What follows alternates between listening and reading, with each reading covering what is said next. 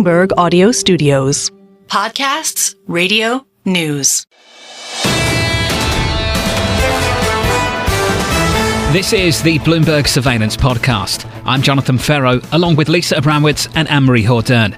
Join us each day for insight from the best in markets, economics and geopolitics. From our global headquarters in New York City, we are live on Bloomberg Television weekday mornings from 6 to 9 a.m. Eastern. Subscribe to the podcast on Apple, Spotify or anywhere else you listen. And as always, on the Bloomberg Terminal and the Bloomberg Business app. Bob Michele at JPMorgan Asset Management writes in this: the soft landing continues to unfold everywhere, with the tail risk of re-acceleration or contraction looking equally balanced. What's the biggest risk? Fed policy error. Either they cut rates too soon or too late. Bob joins us now for more. Bob, good morning.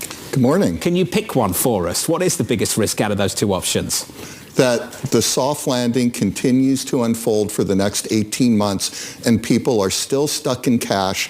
And every meeting I have, and I've said this for the last several months I've been here, that's the first question I get. I have too much cash. What do I do with it? Where do I go? Everything's gone up in price. What am I going to do? And I sit there and I wonder, how could everyone have more cash yet every asset price has gone up? Where the hell is it all coming from? Truly the everything rally. We've seen it in bonds, we've seen it in stocks, we've seen it in commodities, you've seen it in gold. Can I ask you the question you've asked yourself? Where is it coming from? I don't know, but I've lived through this before, and it was 1995. We had our investment quarterly yesterday. We talked about it. At the end of 94, it looked as though we were barreling into recession. The Fed had doubled the Fed funds rate. U.S. Steel had defaulted. You had the tequila crisis. Orange County defaulted. Everyone was 100% certain we were going into recession, and everyone was risk off. And then we had that immaculate soft landing. The Fed took the edge off of things. They cut rates from something like 6% to 5.25%. And the markets did fantastically well. And we were talking about, well, surely going into that, credit spreads must have widened a lot. And Lisa Coleman, who runs credit for us, looked at me and said, you ask me this question every 3 months. No, in 94, they were dead flat. They didn't move a single basis point. And we're seeing the same thing. The demons are at work. People are worried about a re-acceleration, or we eventually will roll into recession. They're waiting for a better buying opportunity, yet credit spreads are holding in, and there's just still too much cash out there. Which raises this question: have you shifted your stance a little bit on the margins? You used to say that the biggest risk was really a recession. That was your call. Is this a new call for you? The idea that it's equally balanced now with a re-acceleration and potentially a real inflation problem? Thank you for reminding me that a year ago we were all so certain that we were headed into recession. Anytime. I'm here for you, Bob. After all, the regional banking system did blow up, and it looked as though, and the Fed still went ahead and hiked rates 100 basis points in the first part of last year, and for sure it looked like recession. But in September, we threw that away and went to more of the soft landing camp. So we've done reasonably well. I sit here and we try to find, where is the smoking gun? Where are the demons? Where is there legitimate proof that actually there's a frailty that will become manifest in the downside?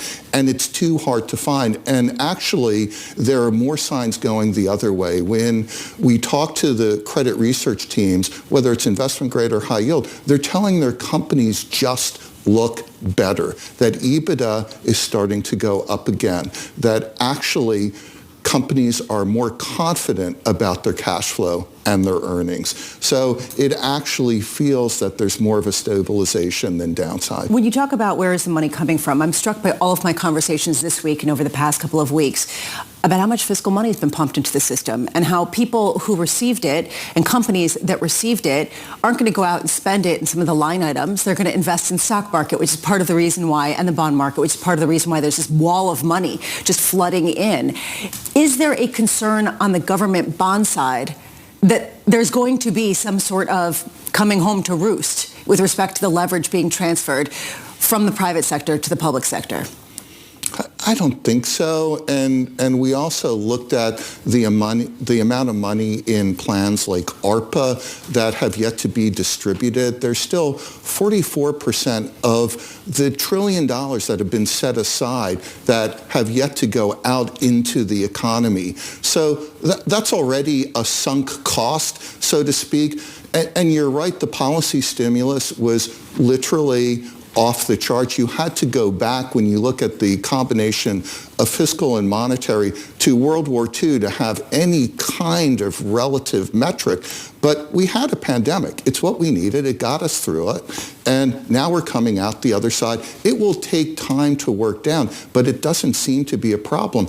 We can't be concerned about the amount of Treasury supply out there when the entire Treasury curve is trading over 100 basis points through the Fed funds rate, except for the very front end, the 2-year. So there's still plenty of demand out there. There is no alternate reserve currency in the world other than the dollar. So there will always be Bitcoin. Let's not go there this morning. It's too early for me to go there. That there will be support for the dollar, and the quickest, easiest way for a large official institution to maintain dollar reserves is to buy treasuries. We're not worried. But to Lisa's point, do you think down the road you'll ever have this concern of the path we're on in terms of the U.S. deficit? We are in a world of modern monetary theory where when there's a crisis, even, the pandemic was a big one. The regional banking crisis, people want to say it wasn't a crisis, but only because the policy response was overwhelming. Governments borrow, and the central banks help to underwrite that. But it doesn't just disappear into the ether, right? The amount of fiscal stimulus you get actually goes into the system somewhere. There is a credit multiplier, a credit extension effect to it, and that's helped to boost the economy. And we saw that early this year when the Treasury dialed back the expectation on the amount of issuance because guess what? Tax receipts were up, which is exactly what you want when you apply that amount of stimulus. So let's put together some of the things you've told us so far. So the economy's pretty decent. Biggest risk is upside risk and maybe the extension of this cycle for another 18 months. You mentioned the inversion of the yield curve as well.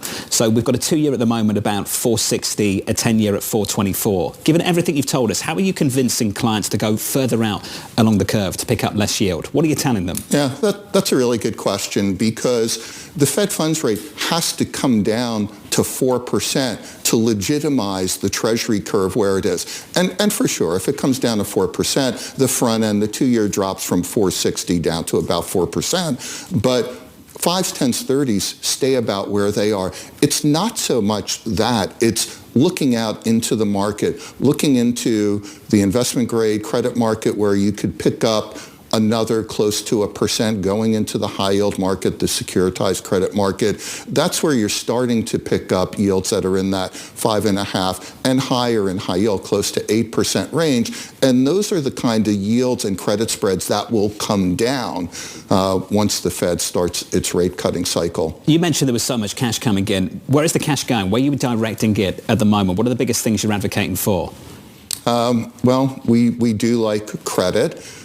Just because corporate America looks so good. And I myself have gone full circle on private credit. It's so big, I accept it as a legitimate source of non-bank lending into the system. Okay, this is a change. What's changed your mind? Well, one, the fact that it's larger in size than the public high yield market, so that's pretty significant. That it is getting out there, it is lending to borrowers. Those borrowers aren't just sitting on it, they're actually hiring people, they're using resources, they're creating economic activity. Even if you think, put some unimaginable default rate out there, 20%, that still means 80% is money good. And while there are problems that are ongoing right now, whether you want to call it an amend and extend or exchanges or restructurings, they're occurring, and they're happening without all the fanfare if they happen in the public market. So it's a strange form of reinsurance to the public credit market. So it's another reason we like the public credit markets because they just look so clean right now. I love it. It's like okay, shoot me to ribbons. No, go ahead. It's like a self-help group. Good morning. My name is Bob, and I am accepting private credit. I love how everyone knows that Lisa's just sitting there coming up with the biggest comeback for anyone who's bullish. Bob, I think it's great. Can we finish by asking you a simple one, Bob? When was the last time you were this bullish on your asset class? When was the last time? You mentioned the mid-90s. When was the last time you were this bullish? Oh, gosh. You have to go back to the mid-2000s. Wow. Does that make you comfortable or uncomfortable? As long as it's not 2007.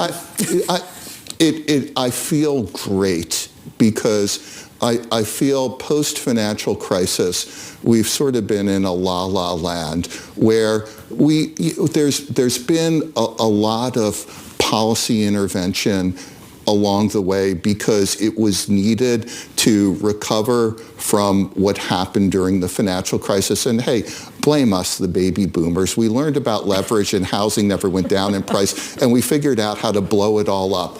And it took over a decade to put Humpty Dumpty back together again. And we see that's what's happening. We see that the 91 births are the largest population cohort. They're turning 33 this year. They're the dominant earner, spender, saver.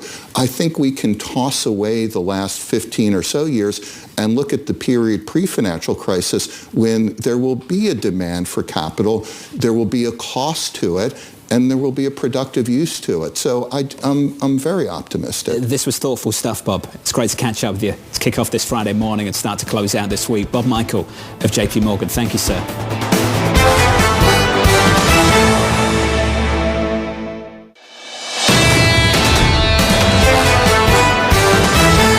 Peter Oppenheimer at Goldman Sachs writes in this: we believe that there are many companies outside of the US that should be considered as part of a global diversified portfolio and should not be ignored simply because their base and listing location is outside of the United States. Peter Oppenheimer joins us now for more. Pete, let's get straight into this because it's a really important theme. If it's winning, even if it's dominant, should I be concerned? Well, the short answer, John, is no. I mean, the outperformance that we've seen of the US, which has really been particularly dramatic since the financial crisis, has been entirely based on solid fundamentals. The US economy, but most importantly, profits, have simply outgrown those of other regions. But as a result of that, its valuation has risen a lot compared to other parts of the world. And now we're finally seeing a bit of a narrowing in the relative fundamentals. Actually, profits are picking up outside of the US, where the valuations are lower. And we think that the US market can still do pretty well, but there's some great opportunities outside, and diversification makes a lot of sense, and that's true at the sector and the stock level too. Pete, we can talk about those opportunities in just a moment, but can we also discuss what we're fighting? Are we fighting passive flows that just couldn't care less? Yeah, to a large extent. Look, passive investing has worked very well over the last decade or more in an environment of ever lower interest rates where bigger companies are becoming increasingly dominant, and the US equity market itself has got the highest share of the world market since the early 1970s. So what's been winning has continued to win and win over time, and that's been a great environment for passive investment. We think that as interest rates stabilize at a slightly higher level, sure, they'll come down cyclically, but they won't come down structurally. Returns at the index level are going to be slightly lower, and that's an environment where the opportunity set is more attractive for active managers, and also for more differentiation and diversification. And that means across regions, across sectors and styles as well. Peter, when you talk about the case for international, I'm curious where you're looking in particular and whether it's regional based or sector based, as you were just noting. Look, it's a little bit of both. I mean, the US has done extraordinarily well, partly because it's had a very high exposure to the growth factor, principally dominated by technology, which has been the winning sector over the last decade. We still really like technology. We think that the dominant companies have been justified again in their dominance because of incredibly strong fundamentals. But we think that you've got better relative valuation opportunities outside geographically the US. And indeed, last year, rather quietly, the Euro Stoxx 50 was slightly stronger than the S&P. Many people don't acknowledge that year to date, Europe has outperformed not just the S&P, but the NASDAQ. So has Japan. So it isn't that we don't like the US. It's gone up. It's done well. But there are geographical opportunities to diversify. And I think that means also broadening out from technology. We think technology is still going to be crucially important and do well. But as interest rates come down and we get this soft landing, the opportunity for broadening out into some more cyclical parts of the market is improving, but also into non-tech companies. We put together a list of what we call ETCs, ex-tech compounders. These are global companies outside of the tech sector, which have strong characteristics of reinvestment at a high rate, compounding high returns, and they tend to be somewhat cheaper and I think also offer good diversification opportunities. Overnight, Peter, the Citigroup team, the equity team over there, actually upgraded EU stocks with about 6% more upside year to date in their view, and it's one of the highest in the street. This is the reason why. More certainty on rate cuts. We've been talking a lot about that. Global growth, you alluded to that, and dollar weakness. How much is dollar weakness necessary for this call to work? Actually, I'm less convinced on the dollar weakness part of that story, although I agree with the other comments that you made. The European economy is growing at a much weaker pace than the US. You know, we're looking at US growth this year of around 2.8%, and in Europe about 0.7%. But we shouldn't forget that the European companies that dominate the indices are very global, and therefore they benefit from a recovery in global growth and in the global manufacturing cycle, which is beginning to happen. And I think actually that what we find for European stocks is that growth trumps currency. If growth is accelerating, European companies tend to do well, even if the currency is actually stronger. Now, it may well be weaker, and that will add to its relative competitiveness. But we don't think the currency is actually the crucial part of this. It's much more about relative fundamentals. Our earnings improving and there's growth improving, our interest rates coming down, all of those things suggest they are. And Europe is only trading at around 13.5 times PE compared to something like 21 in the US. The UK only trades at around 10.5 times, about half the valuation of the US. And so there is a valuation opportunity as well, which isn't really dependent, I think, so much on currency. Peter, when you look at India and China, you say India has good growth, China can be a value opportunity. A lot of people moved to India because they wanted to get away from China. Why do you see something interesting in both markets? Well, I think that India is a bit of a different story. It's got high growth rates, both in terms of the corporate sector and in terms of the economy. It's a relatively expensive market, but it's one that has good exposure to long-term growth, and it is benefiting a little bit from diversification of supply chains and indeed diversification of investor focus away from China towards India. China is a bit of a different story. It is a valuation value play. I mean, the market trades at around 7 times earnings, much cheaper. Of course, it has a lot more structural headwinds and a higher risk premium given current developments. And it's much less, I think, of a consensus than India. But for a valuation-led recovery, if we get any policy stimulus, we think that there's reasonable upside, at least tactically, in that market as well. Got to finish on Japan. Pete, it's just been amazing. Nikkei 225 year to date up by something like 22%. I think we had a move over the last year of something close to 50%. Pete, when I buy the S&P 500 market cap weighted, I know what I'm buying. I'm buying mega cap tech in a big way. When I buy Japan, Pete, what am I buying? Well, I think there's 2 things to say about this. First of all, actually, just like the US, both Europe and Japan have seen an increased concentration by stock. So the biggest 30 companies in Japan, which are very global, are actually the biggest share of the 1,000 biggest that we've seen going back over several decades. So you are getting dominant, large cap, globally exposed companies doing very well. I think that the Japanese market is much cheaper than the US. Of course, it's gone up a lot, but we shouldn't forget it's only just broken through the level that it peaked at last in 1990. And the fundamentals are finally very different because you're getting expanding nominal GDP. We're finally coming out of the deflationary stagnation that's dominated that economy over the last 25, 30 years, but also quite a lot of restructuring stories because of bottom-up focus on improving return on investment from a low level. So with rising margins, return on equity going up, that justifies a bit more of a higher valuation. But the dominant companies there really are global companies in areas around technology, high value-added manufacturing that benefit from a bit of a pickup in global manufacturing cycle as well. And we think they're pretty well positioned, John. Pete, always enjoy your thoughts. Thanks for being with us. Peter Oppenheimer there.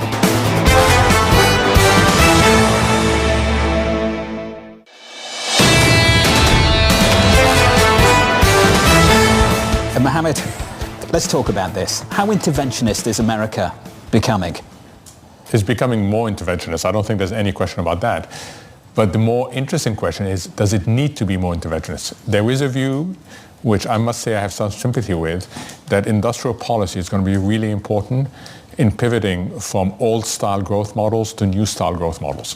And you're seeing it not just in the US, you're seeing it elsewhere as well. Well, and this is actually one of the reasons why, when we're talking about don't fight the Fed, the Federal Reserve, but also don't fight the federal government, because this kind of industrial policy is going to be crucial if you want to shift away from some of these supply chains. I remember maybe a year ago when people thought this would be inflationary. 6 months ago, people thought this would be inflationary. 3 months ago, probably going to increase pricing. Now people don't care. Why? The reason why people don't care is because inflation has been coming down, and it has been coming down without a sacrifice in growth. So it's not a top issue right now. But is it inflationary? Yeah, sure, it's inflationary. Of course it is. All the restructuring that's happening in the global economy, other than AI, life sciences, are inflationary. The rewiring of supply chains for geopolitical reasons, inflationary. The rewiring of supply chains because companies want more resilience and not just efficiency, inflationary. What's happening in the labor market in terms of mismatches between skills and what people have, that's inflationary. So you have all this going on. On the other side, you have the promise of AI, you have the promises of life sciences, and people right now are completely focused on the promise and are willing to live with all these other restrictions ongoing. We posed the question earlier on this week, and there was actually a really decent piece in the Wall Street Journal yesterday. I'm not sure if they've been watching Bloomberg surveillance through the week or not, but whether America is becoming more like China, as opposed to an era where we believe China would become more like the United States. Is America becoming more like China? That's like saying that I, as old and as unfit as I am becoming more like an Olympic athlete. Could I take a small step? Yes. But am I becoming anything like that person? No. I'm not saying they're going to become full communist overnight in Washington, D.C. There might be some Republicans worried about that in the Democratic Party. I'm not saying that. I'm just saying we look a little bit more like them than they do us in the last couple of years, and that's not what we expected. Well, we look a little bit more like Europe. We've realized that government has to play a bigger role in enabling the private sector, and we've realized that private-public partnerships matter. The Federal Reserve came out with a median projection for 2024, unemployment a little bit lower, growth a whole lot stronger, and PCE, CPI, was revised a little bit higher. Inflation expectations were firmer, yet still the median jot showed 3 cuts for 2024. Now, we were trying to work out if that was just a small contradiction that they could iron out. Chairman started speaking in the news conference, and he didn't seem fussed by it at all. Didn't seem bothered by the optics of it, the substance, nothing. What do you think we're going towards? And we mentioned the consequences. What are the consequences going to be for financial markets? So, John, I think the critical thing is when he said the story has not changed. So we could have argued over 3 cuts versus 2 cuts. All you needed is 1 more member to move. It's furious accuracy. But when the chair says the story has not changed, when you've had 3 hotter than expected inflation prints and you've revised up your inflation projection, I think that's a real message. Has the story changed for bond markets then? Well, we see it in what's happening in the bond market. Yes, I mean, the bond market is now realizing that finally the curve is going to steepen. And it's realizing that we are going to tolerate higher inflation for a while, but that inflation is going to be well anchored. That is a really consequential statement. So this is important because we've been trying to figure out if this is good or bad for the long end. of the curve. Short end, if they want to cut, we know what happens. It's influenced by the policy rate. I think Lisa was first to ask this question following the news conference. What does it mean for bonds? What does it mean for the longer end of the curve? And I remember sitting here with Priya Misra, and she said, don't take me there. I want to talk about the front end. I want to talk about the belly of the curve. Don't take me to the long end, because things get ambiguous when you get beyond 5 years. Well, we're taking you there. What does it mean for the 10-year? So I think for this year, an average 10-year yield of 4.25 around where we've been is reasonable. We're going to be quite volatile around it, but that's going to be reasonable. And the excitement is going to be elsewhere in the curve. Which raises the question, is this the correct move? That basically it is important for the Fed to have a little bit more flexibility, and 2 to 3% is a more stimulative kind of environment for the economy to avoid the trap that we got into of disinflation for so many years. So here we go full into the article now, okay? So, paragraph, here we go. To answer your question, it is not without risk, but it is the right move.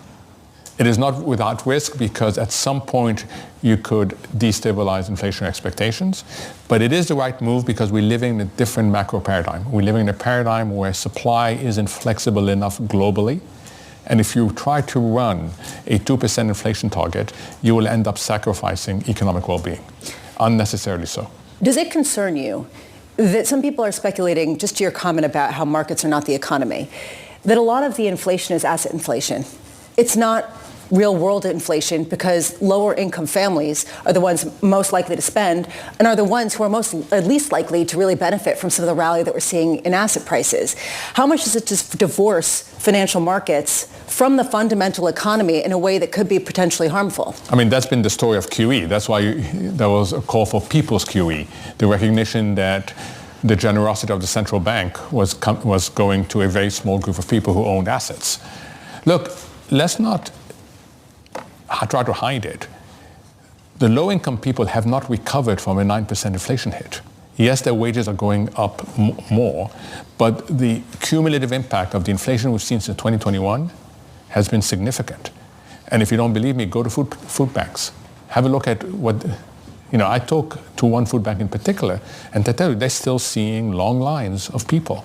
So underprivileged segments of our society have been hit hard by inflation. The good news is that wages at the lower levels are going up faster than they have been in the past. But the inflation hit was painful. And that also explains why, despite U.S. economic exceptionalism, it doesn't get reflected in President Biden's polls on the economy. It doesn't get reflected because people remember inflation. And for many people out there, when you tell them inflation is better, they'll say, well, prices aren't coming down. They think that if inflation is better, then prices should be coming down. So well framed. Mohamed, the second plug of the FT piece coming out Monday? Tuesday. Okay, Tuesday. They're going to sell so many copies on Tuesday. This is the Bloomberg Surveillance Podcast, bringing you the best in markets, economics and geopolitics. You can watch the show live on Bloomberg TV weekday mornings from 6 a.m. to 9 a.m. Eastern. Subscribe to the podcast on Apple, Spotify or anywhere else you listen. And as always, on the Bloomberg Terminal and the Bloomberg Business app.